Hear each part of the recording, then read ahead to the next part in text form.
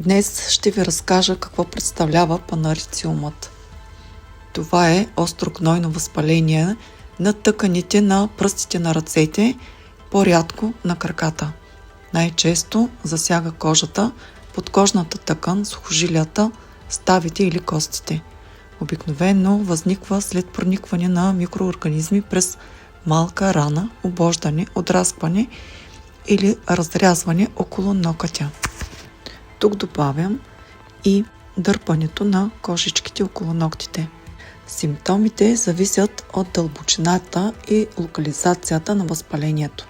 Те включват болка, силна пулсираща, често нощем, зачервяване и подуване на засегнатата зона, повишена локална температура.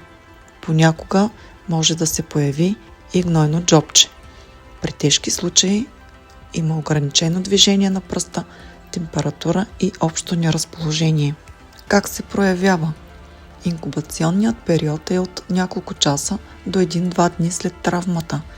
Протича остро в рамките на няколко дни, като при липса на лечение може да прогресира и да обхване по-дълбоки структури като сухожилия, кости или стави. Кои са причинителите? Най-честите причинители това са бактерии, които навлизат през кожата.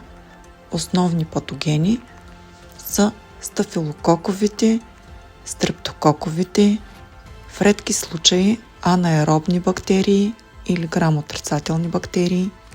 Диагнозата се поставя клинично. Може да се наложи физикален преглед, микробиологична посявка, да се пуснат кръвни изследвания. При по-сериозните случаи може да има нужда от рентген, ултразвук, дори от ямара. Какво е лечението? С антисептици, антибиотици, обезболяващи средства. Може да се стигне до хирургично лечение. При повърхностни форми може да се направи нехирургично дрениране. При засягане на сухожилие или кост може да се наложи по-тежка хирургична интервенция. Ето какви са формите на панарициум. Кожен, подкожен, около нокътя, под нокътя, сухожилен, ставен и костен. И каква е профилактиката, за да не се стига до панарициум?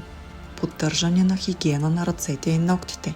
Избягване на рязане на кожичките около ногтите и тяхното гризене. Използване на антисептици при порязване, отраскване, боцване, носене на ръкавици при работа с мръсни материали и навременно лечение на всякакви наранявания на пръстите. Казвам се Семра Черкес. Работя в град Варна като терапевтичен маникюрист и педикюрист. Моите видеа са информативни. В никакъв случай това не е обучение.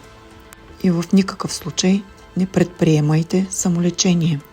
При проява на тежко възпаление, гной, болка, оток, зачервяване, моля да потърсите лекарска помощ. Бъдете здрави!